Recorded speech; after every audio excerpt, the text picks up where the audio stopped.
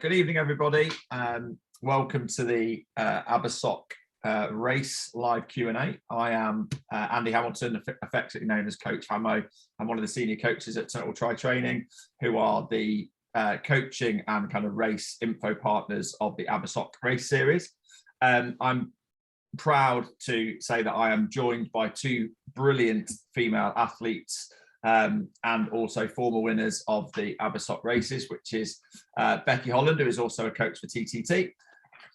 And we also have Laura Gray, who is one of the best female age groupers in the UK, is also one of our coached athletes and is a former winner. So hopefully we can answer any of your questions regarding the race, whether it's to do with registration, whether it's to do with the swim, bike and run, whether it's to do with hydration, nutrition, the coaching, your plan leading up to the race, or generally any questions about general race info. Hopefully we'll be able to provide loads of information about not only the race but about general stuff leading into the race that will help you have the best day when you head over to Abersoch for what is becoming an iconic race in the UK race calendar. So I think rather than this being overly kind of scripted, we do have some questions that have been sent in that we can refer to should we need to, but this is very much an interactive live Q&A. They're a bit boring. We probably spend a lot of time at work during the day listening to death by PowerPoint and death by presentation. So this is better for people interacting with myself and Laura and Becky in terms of questions for the race. The race is not that far away, so hopefully some of it's not going to be around how do I get fit enough to get to the race, because it's a bit late, but hopefully there'll be loads of questions around the mechanics of racing, the course itself, and with these two former winners here, I am literally going to sit back and hopefully just pull the strings than actually take much of a part in it. So everybody can come off. We are recording it, but everybody can come on video. If you wish to come on video, you're confident to do so, feel free. You can use the chat facility to be able to ask any questions either directly to me or to the wider group. And you can come off mute whenever you want. And unless Becky or Laura, you've got anything you want to say first? No, good job, thank you. No, then I think I will probably throw it open to the floor to see whether we have any questions. Obviously, the race briefing pack has been sent out. There's lots of information on the triathlon website, on the Abersoch race series website as well, and on the ROC website as well. So if anybody's got anything that's not included in those, or they want to ask specific questions, now is your time. So I will open the floor to see if anybody has any questions, which is always a brave move. We could get anything. So hopefully someone's brave enough to want to start. No one. This is where it gets a little bit where you watch the bale fall across the road. I tell you what, while someone's being brave to answer a question, Hamo, it's not a question, I'll preempt a question that you won't ask now, but you'll have on race morning when you're trying to park your car. I recently did the ROC a couple of weeks ago, and the car park is right by transition. It's really, really handy. You do need to pay for parking because the golf club own it, and if you don't, they scan you on the way in, so you will definitely get a ticket. But I went to pay just with a normal contactless card, and I stood there like a lunatic for about 10 or 15 minutes trying to get it to work, and I couldn't. And I flagged down a load of other people, and none of them could get it to work. And in the end, I downloaded the Parking Eye app, which is detailed in the instructions. So if I was going to give you one top tip, if you need to park your car, download the app before you go and use the app to pay, so you're not stood there waving a card around in the car park trying to pay. It's just one stress removed. Yeah, so is that the app is the better way of doing it? I take it, can you pay back? Is it supposed to be contactless, but it doesn't work, but does it? It was supposed to be, yeah, so the app was brilliant, dead easy. The contactless at the machine, I could not get it to work. And do you pay when you leave, and do you? No, no, you don't. You've got to pay on the way in, which is why I just download the app. I mean, reality is, if it's race day you're doing it, you're going to need 5, 6, 7 hours. So I think it was about a tenner. Yeah, I think. In fact, I'm looking at the tariff now, so you can pay for up to 8 hours. Actually, it was £5. It's £5, yeah. I think. Yeah. Up to 8. It's like £1 for an hour. 4 Yeah. for 3 and Pay 5. by phone, the app is, but I would definitely download the app before you go because it made it super easy. Can you pay by that thing that we used to use before everyone had germs on it, which is cash? A cashless society now. Yeah, we are cashless. Let's take cash. Whether it worked, I don't know. I didn't try cash. Old school. God forbid you try. Like the Queen. We're like queens, are we? Try. We don't carry cash. We don't carry cash. I think that's a really good point, Bex, and I'm sure because we are going to send a live link to this that Mark and the race team will put live out to athletes so they can watch this back, and I'm sure that's probably a very, very handy point. Let us have a look. Right, any other questions? Open it to the floor. We've got lots of people who have joined. Surely they are. Surely there's a question in there. There's got to be a question there. Someone's got to ask one question. Have they typed it? I'm just looking now. I've got nothing in the chat. Nothing in the chat so far. 13 of you on. Come on, there's got to be a question about something. It can be anything at all. It can be about the course. If you've not ridden it before, we can talk about the bike course, run course. Here we go, we've got one. Any top tips for the Mintho Hill on the bike route? Okay. If me and Laura would ride that the same way. Oh, this is good. This is good. Now, are we going to go good cop, bad cop? No, are we going to go massive? Go massive. Don't worry about the rest of the race. Or are we going to go blow up? I mean, there's two things on Mintho Hill. There is a prize for the King and Queen of Mintho. So yeah. Before you even start, you need to make a decision whether you're going for that or not, right? If you want that, then you need to go hard, and that's it. And probably be prepared to sacrifice a little bit on the after to recover. So there's that option, which is option 1. Option 2, and this is the way I would ride an undulated bike course, and then I'll hand to Laura because Laura might do it in a different way. I would definitely try and keep my speed on the inclines and go ever so slightly over my threshold on the uphill, because riding a bike course well is about speed. So that would keep my speed up, and I will know I go up and over the brow, just over threshold, and then I would knock it off as I just come up and on the descent the other side.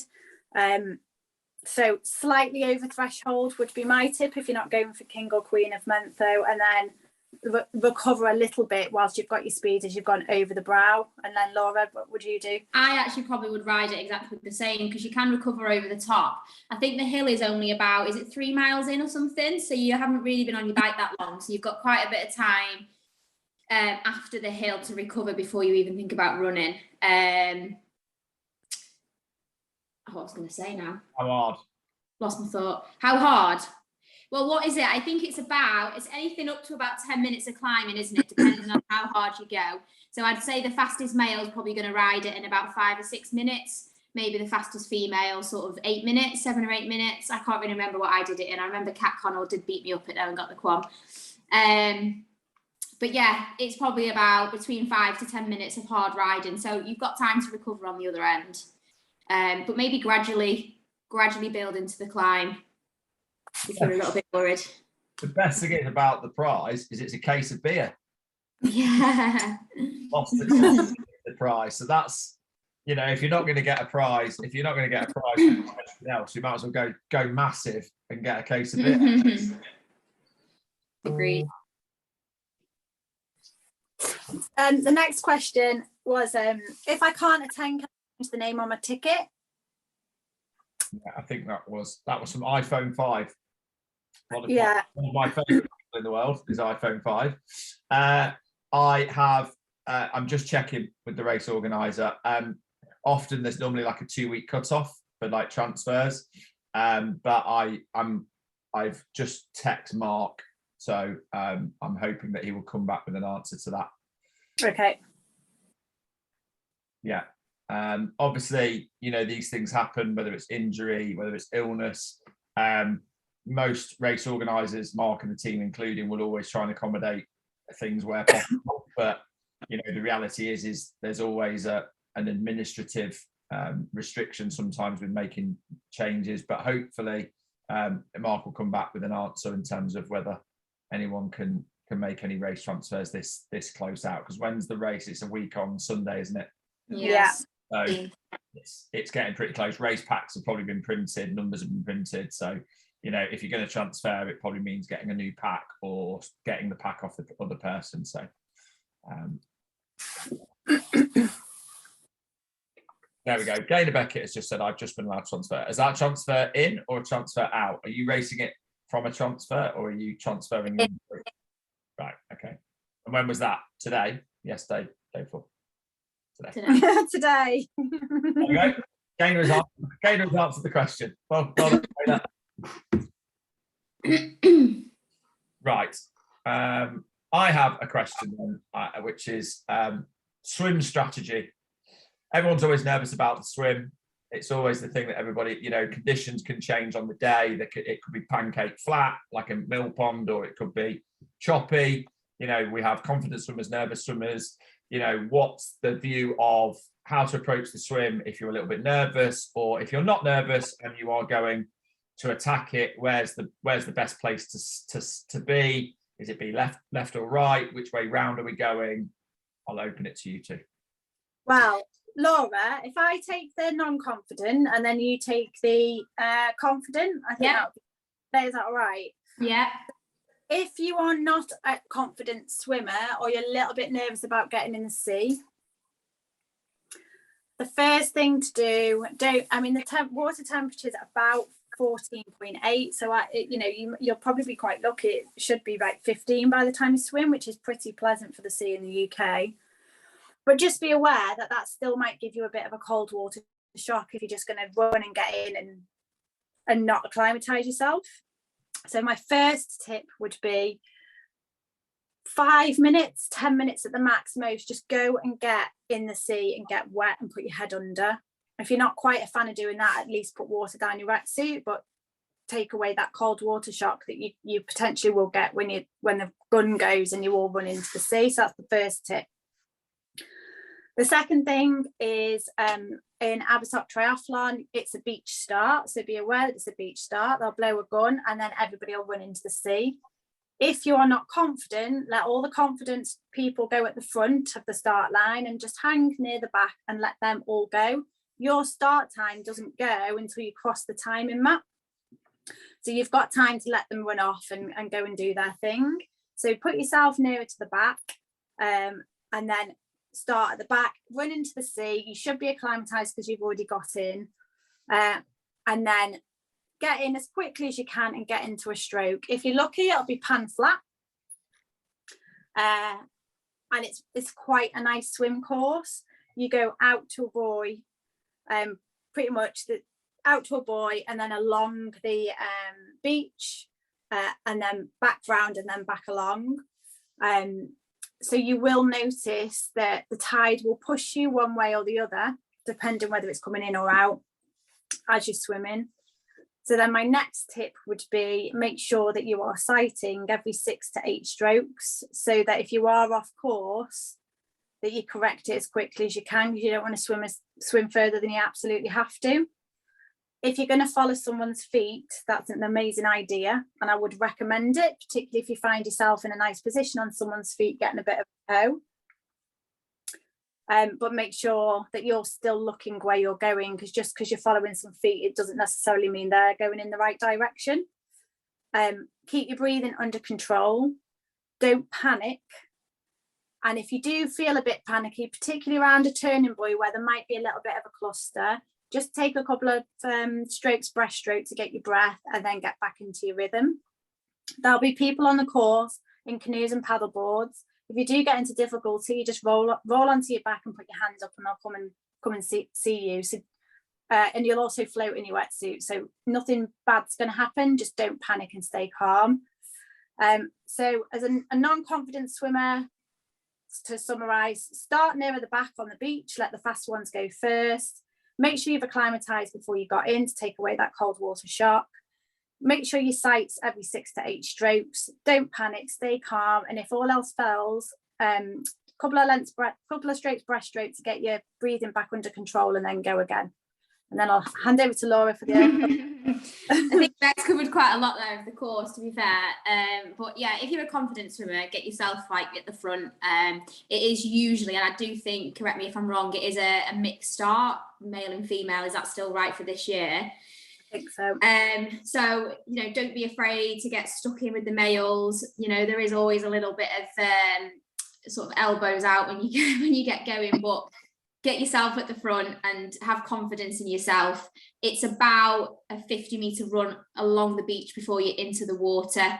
Again, depending on the conditions and what it's like, you may have to do a couple of dives before you actually, and standing up before you're actually in and taking a couple of strokes.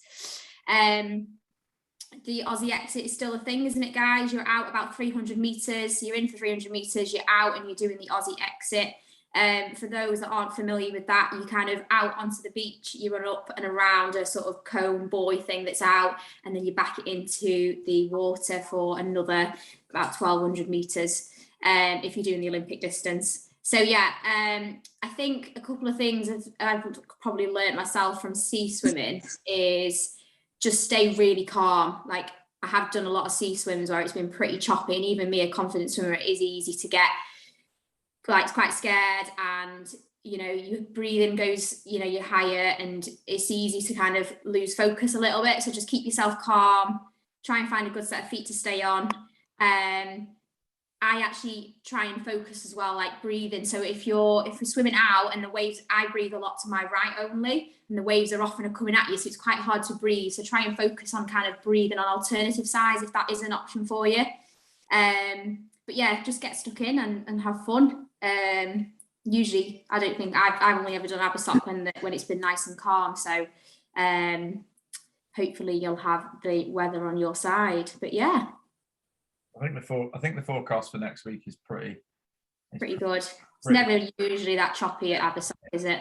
No, it's there's a little bit of shelter. I think if you get, I can't remember which way it is. I think if it's an easterly, it puts a little bit of blow across the top of the water, but it's not too bad. Cool. I think that's really useful. Thank you, ladies. There's a couple of things as well, and it is in the race pack as well, just around like entry and exit. The exit is on a ramp as well, can be slippy, so just be really careful when you're getting out the water. And obviously when you're getting out, don't if you're doing the Aussie exit, make sure it's deep enough to dive back in, because broken nose and broken goggles isn't a good look for the rest of the race, if I'm honest. So yeah, so just factor that in. There was a question from Ben as well, which I'm gonna take. So it's more of a general kind of racing question, and it said, what time? It's my first triathlon, so best of luck, Ben, from everybody. I'm doing the sprint. A few questions. What time should I allow myself before the start, and how do I get my race pack? Race pack's easy. You can go and collect your race packs on the Friday night. The instructions are all in the race pack. It's from the I can't remember the name. I always forget the name of the pub. It's the Arms, which is in the race packs in Gwynedd, in Abersoch. So you can go and pick that up on the Friday, but you can also get it on the Saturday if you need to before your race. I think it's 6:30 to 7:30 for the Olympic distance and 1 till 2 for the sprint. So yeah. And that's again from race control on the beach, near the beach cafe, I think, which is then. So you can get your pack the day before. In terms of like prep, it's always a big question. If it's your first one, the last thing you want to be doing is rushing. You know, and I would say that's the same for the day before the race as well as the morning of the race. Is don't put yourself under pressure. Start to plan things out a little bit. Get all your kit ready. I would say, I know it sounds like a long time. I would probably give yourself 45 minutes to an hour before your race start to have finished all of your prep.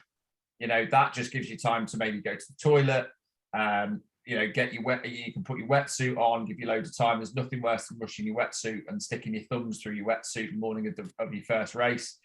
So And that is a point as well. Actually, wetsuits are this compulsory wetsuit race because it's a sea swim. So everybody has to wear a wetsuit, even if you're the best swimmer in the world. So I would say give yourself 45 minutes to an hour before your race starts, if it's your first race, to have finished all your prep, because I guarantee what will happen is you'll go out of transition and you'll overhear somebody say something and you'll go, oh, I forgot that. I haven't done that. If you do that with 5 minutes to go, there's nothing you can do about it. But it could be you've forgotten to undo your shoes for your bike shoes or something, and you think, oh, that's going to save me a couple of minutes or a couple of seconds. Or you'll hear someone say, oh, don't forget, I'm going to take a gel when I get onto the bike, and you suddenly think, oh, I've not put my gel by my bike or whatever else. So I would say 45 to 60 minutes before the race start. It's your first race, it's a sea swim, there's going to be loads of people, it'll be buzzing, you'll be feeling amazing, you'll feel emotional, but you just need to be able to calm down, get the heart rate low, ready for that race start. The last thing you want to be doing is putting yourself under pressure. And I'm going to tell you now, and I'm sure Becky and Laura will agree, is the clock travels very, very fast before race, right? Yeah.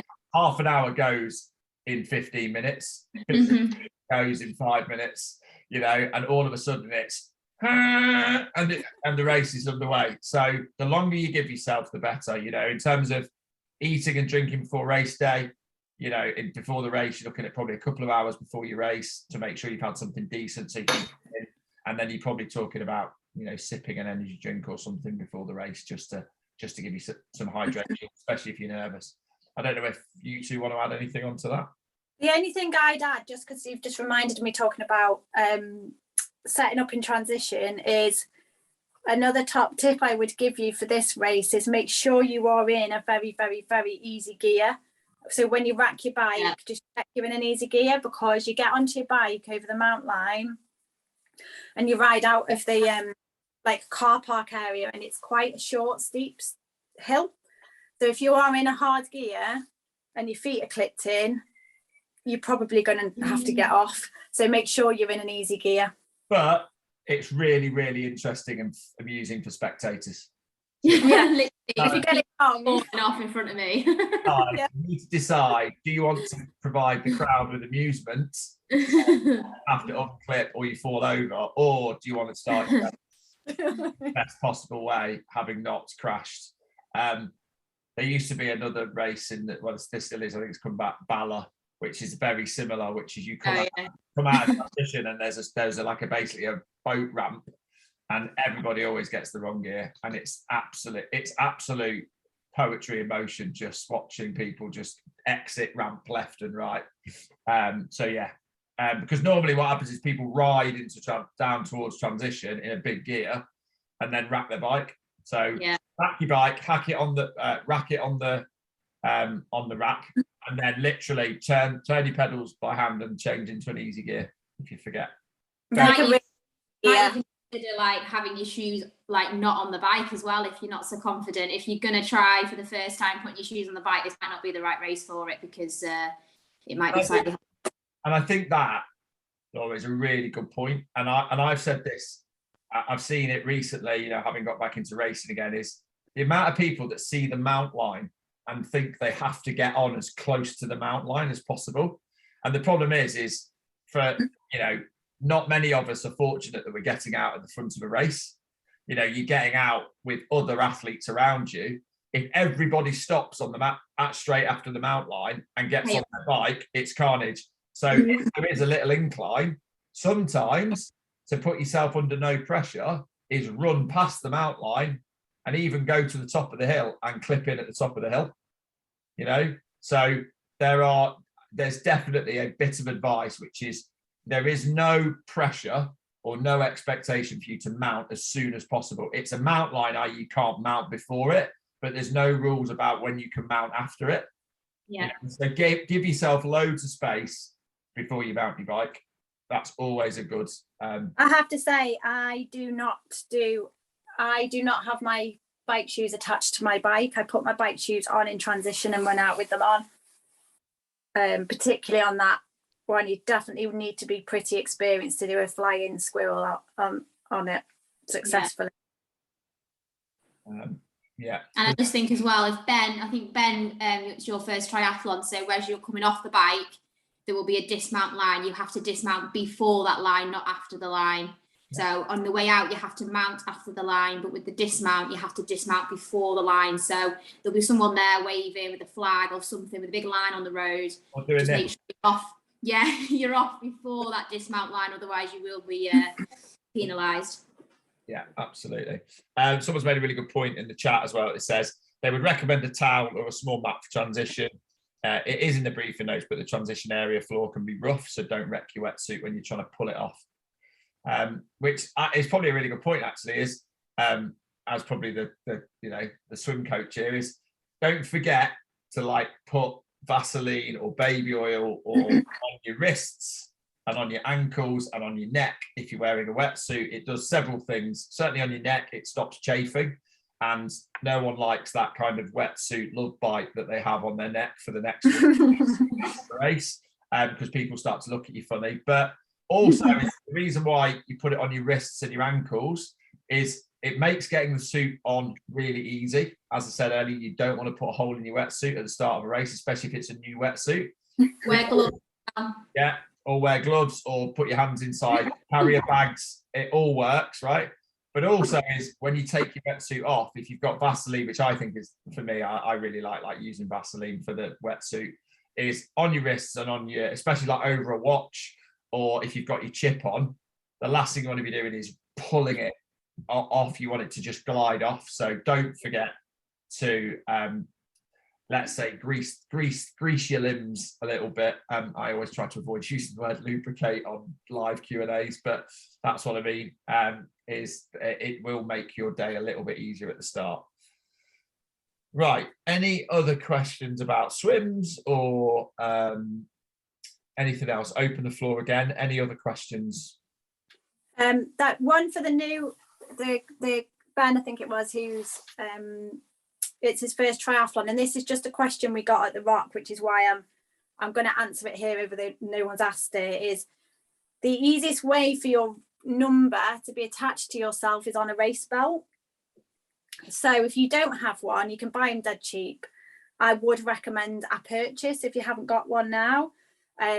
We had a couple of athletes at the Rock who turned up with no race belt, and then they they didn't have the equipment to pin it to the top for their bike ride, and then they've got a different top they wanted to wear for the run. So I actually had a few spare race belts with me, so I lent them one. But yeah, don't forget race belt. It doesn't need to cost a lot of money, but it is super handy for your race number. And you can actually just keep the race belt attached, and then you can just step into it in transition. It's dead easy. Then you literally just step into it, and it's on the back on the bike and on the front on the run, so the marshals can see who you are. Yeah.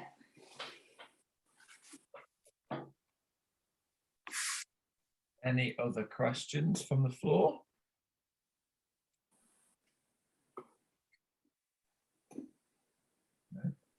Andy, it's Shona. I rode the bike course the other week. The other thing I would say, just from a safety point of view, was once you've climbed up to Minertho and you descend, that it's on some lanes and it was quite gravelly. I was talking with my husband about it, and he said that when he's done it previously, he's seen people come off. So just be really mindful when you are descending. When you descend, there are some sort of sharper corners and there's quite a lot of gravel in the roads. So just kind of, it's fun to descend at pace, but just be a little bit careful on the corners. Yeah, the lanes can be quite narrow as well, guys, after the hill. So just be aware that you're going around the corners. There are always going to be other cyclists on the road. So yeah, just especially if you're on your aero bars, obviously you've got no brakes. So just be mindful of that. I think it's a good point that they're not closed roads, so that there will be traffic on them. So ride to the rules of the road. Be mindful that you're not going to go anywhere fast if you're on the floor.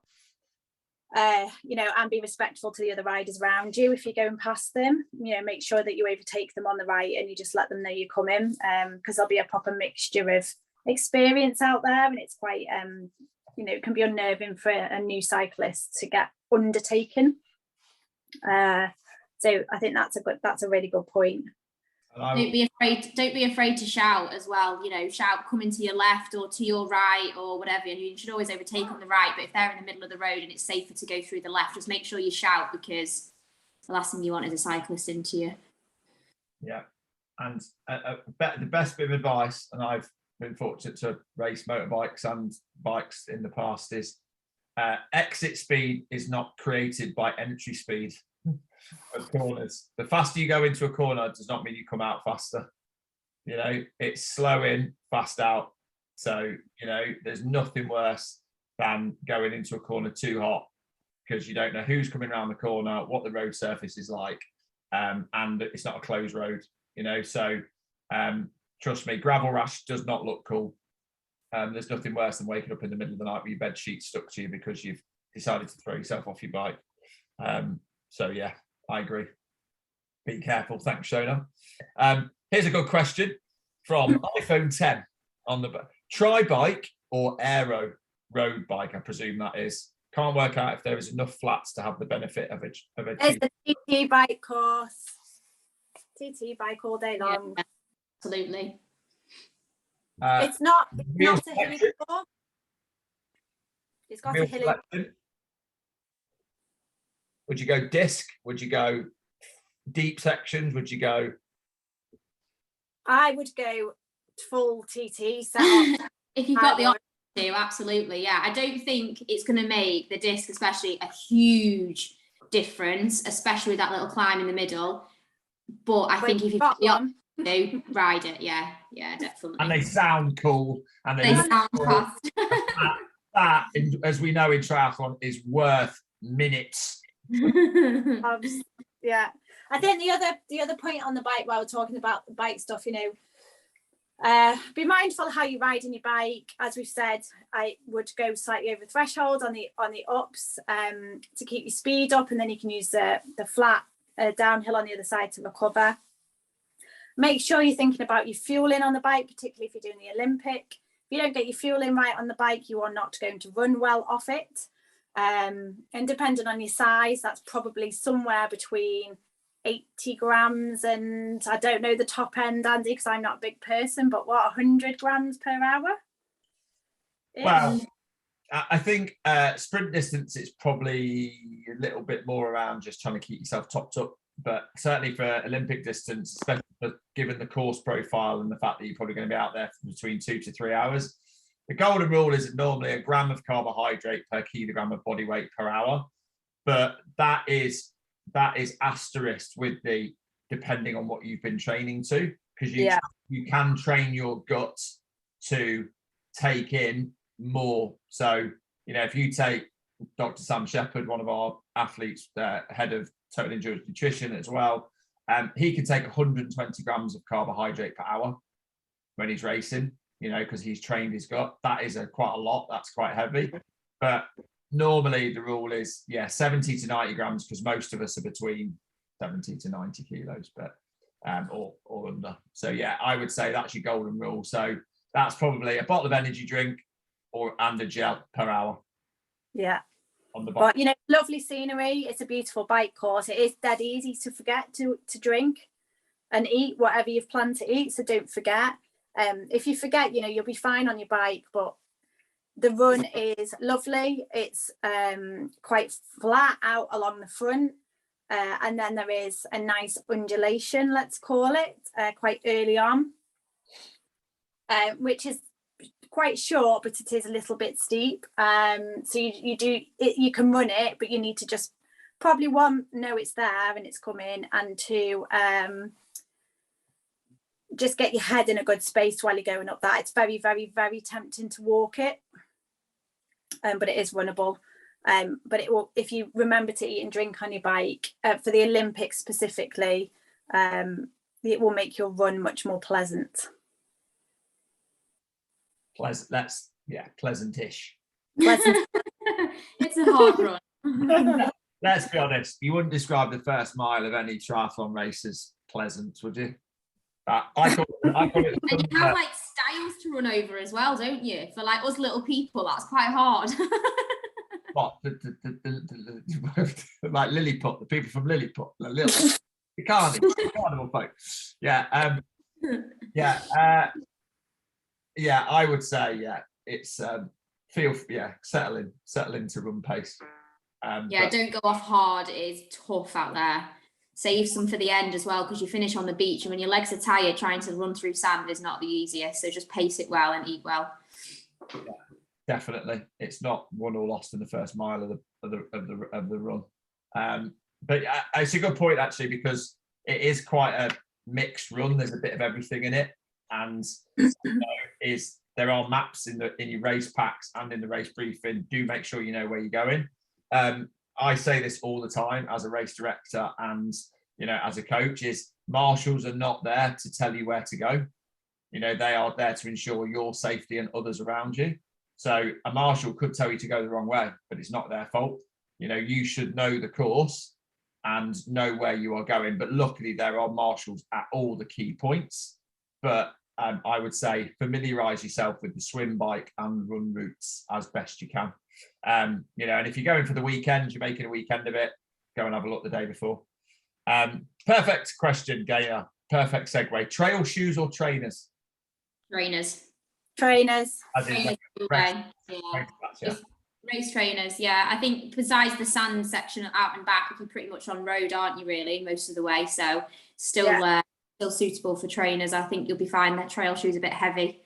It's heavy enough going on the sand as well. So I was doing it, and if I was doing it, I'd have my carbon ones on. Yeah, Vaporflies all the way. All right, Beck, with your full aero and your disc and your carbon plated run shoe. Right, whoever says triathlon is not a middle class sport. Or you can wear whatever you wish. You can wear Crocs as long as they're comfortable and you can run in them. I'm not understanding this Croc fashion, guys. I don't get it. Is anyone else? I think you've got to be born around a certain year, which unfortunately I probably fall in. You know that they've got holes in Crocs to let your dignity out of. Sorry for anyone that's currently sitting on this Q&A wearing a pair of Crocs. Other really ugly footwear are available. Any other questions from the floor? It's good so far. We've already done 5 minutes. So any questions on race registration, swim, bike, run, fueling? Anyway, we've talked a little bit about that. The kind of lead up to the race. I know we've got a few newbies on, whether it's around what should you be doing the day before, or anyone want to put a question on the chat or ask a question? Nope. Well, I will ask a question then. So leading on from what I was saying, so Laura, Becky, what would you do the day before a race?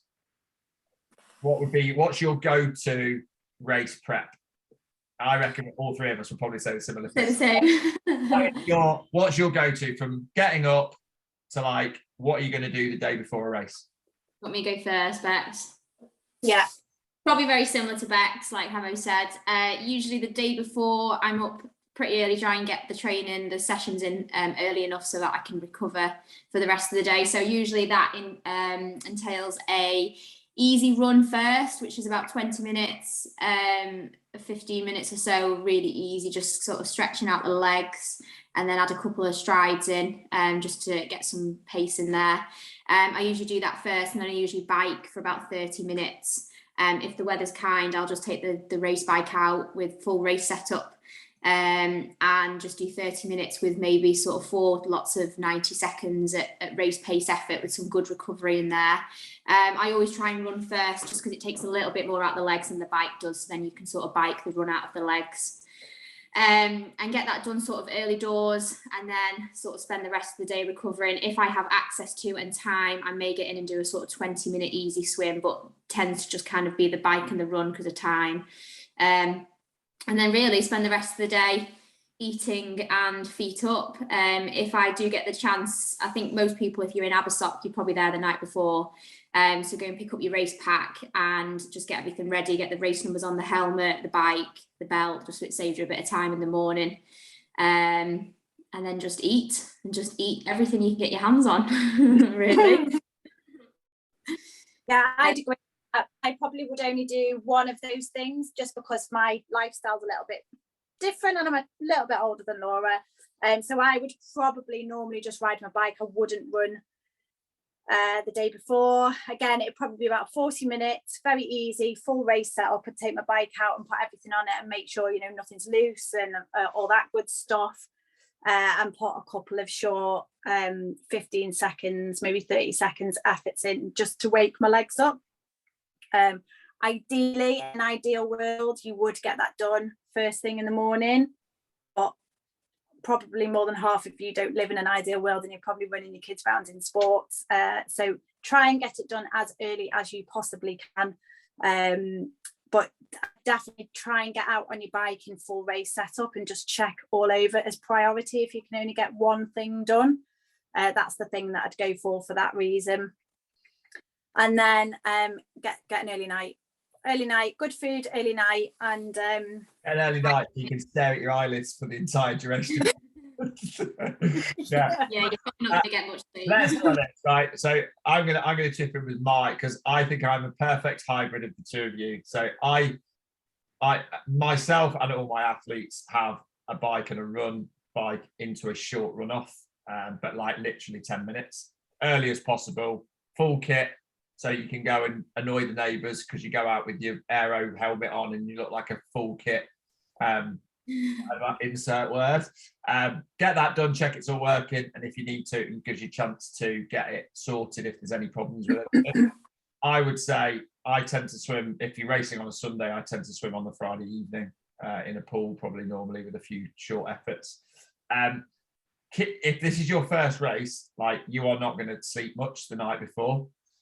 But rest and recovery is still going to take place even if you're not sleeping. So get to bed early, turn the lights off, turn your electrics off as early as possible. Yes, you're probably going to stare at your eyelids for a few hours, but stay in bed as long as you can. The key night sleep is always the night before the race. You know, other than getting up to do your race prep, you know, the earlier you can go to bed 2 nights out, the better. And then pretty much spend the day before the race doing as little as humanly possible, I would say. Yeah. Hydrate, keep hydrated. Yeah, and I think that's a good one is, you know, eat and drink as you would normally. Don't do anything different. Don't all of a sudden start eating super healthy food if you're not used to it. Don't eat anything too fibrous, you know. The day before race day is the one time in your life you're allowed to eat beige food. You know, so keep it simple, potatoes, pasta, you know, nothing too, you can have a little bit of salad and a little bit of veg, but I would avoid that the day before just because, you know, fibre keeps you regular and you don't want to be too regular on race day. That's why there's always queues for the Portaloos. There's a great little tip. Yeah. Take your own toilet roll on race morning. Oh, that's a good one. Because 2 things can happen. One, we've all done it. We've gone to a Portaloo and the toilet paper's like tracing paper, and nobody wants a sore bum during the bike ride. And the second thing is there might not be any left by the time you get there. So always take your own toilet roll. Well, the queue's that big, you actually can't go to the Portaloo. However, I do think it's like a rite of passage, isn't it? It's the queue for the Portaloos before a race because you form friendships and bonds with people, as you know. You decide whether you're a 1-trip person or a 2-trip person, or if you're really nervous, a 3-trip person. Right. It's now 20:08. We've had a fairly decent question so far, so I'm going to open the floor.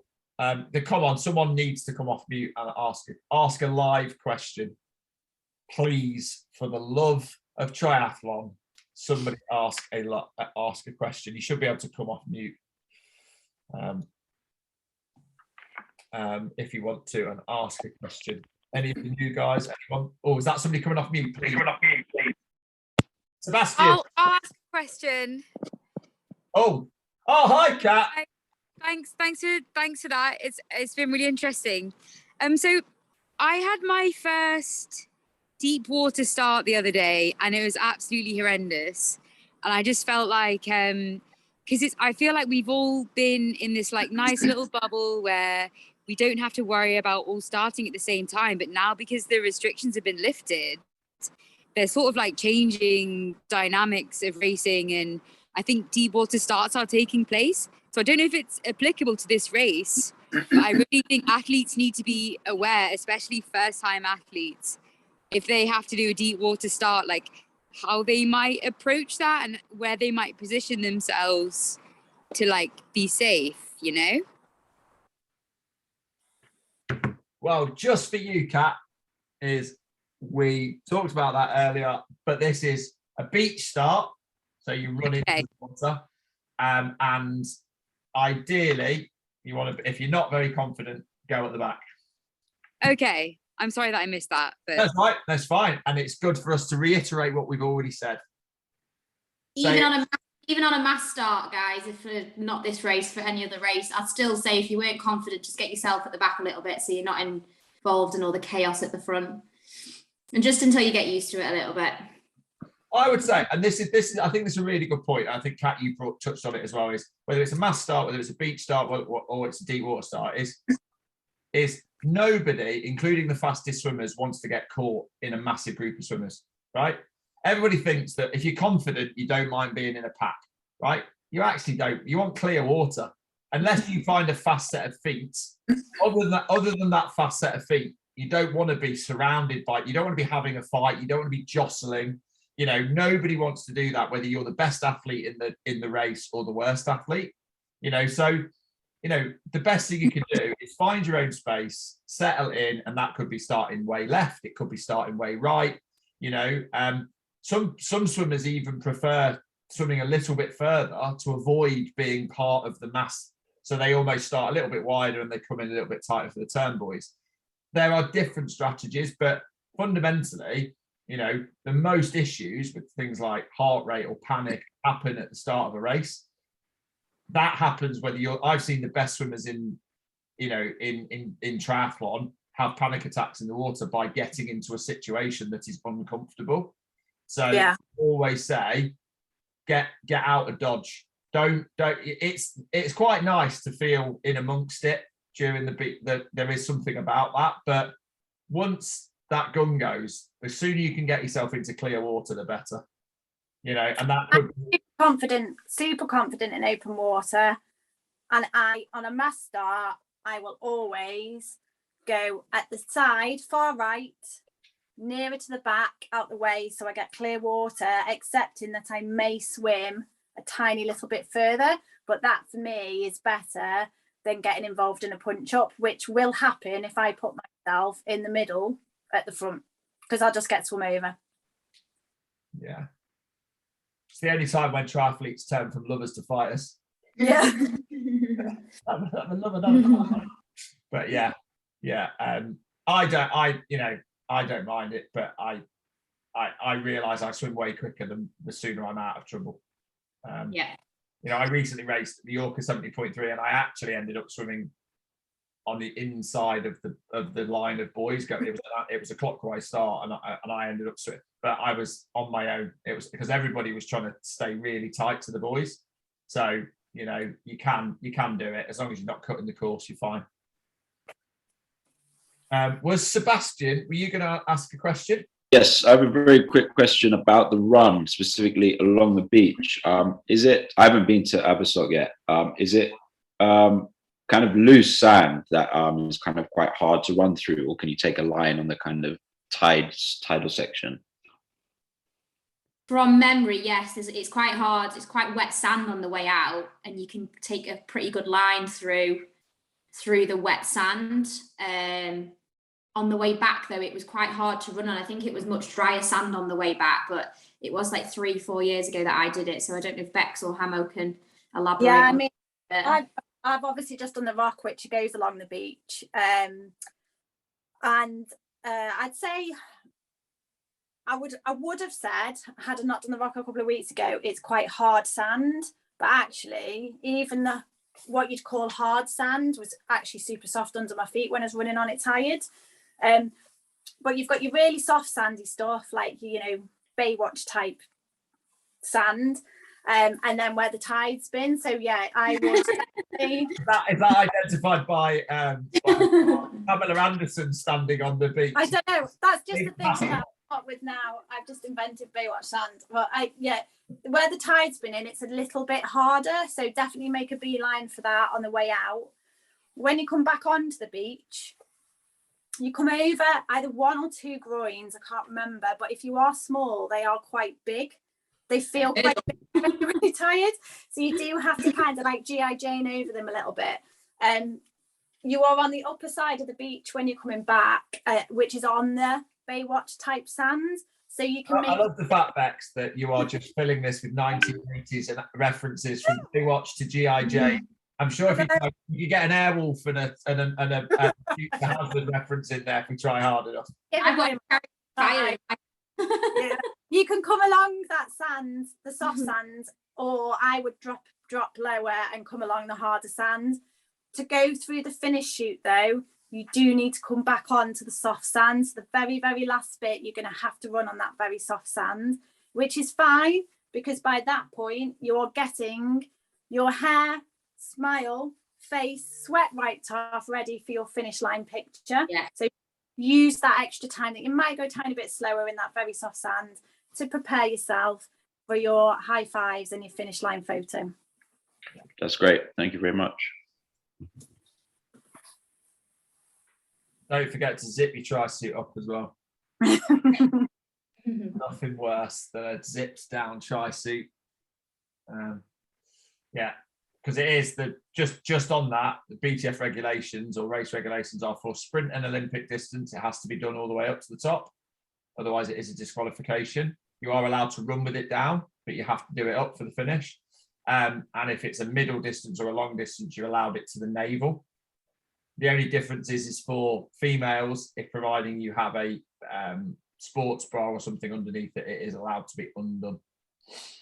But normally with sprint and Olympic, it needs to be all the way back up for the finish. Any other questions? We're going to have one more question if anybody's got one. Got 2 minutes to go. I think, but it's been a pretty decent call. I'm very jealous, Kat, of wherever you are. It looks amazing. It does, doesn't it? And it looks like a pub. Are you at the pub? I'm at David Lloyd. Oh, David Lloyd, living the dream. Yeah, I'm such a hard-working athlete. Like my life's, stressful. I'm in my blanket, wine. So. That's a very nice. That looks. What's all the wine? Rain all day Wednesday in it, guys. So need to have a drink.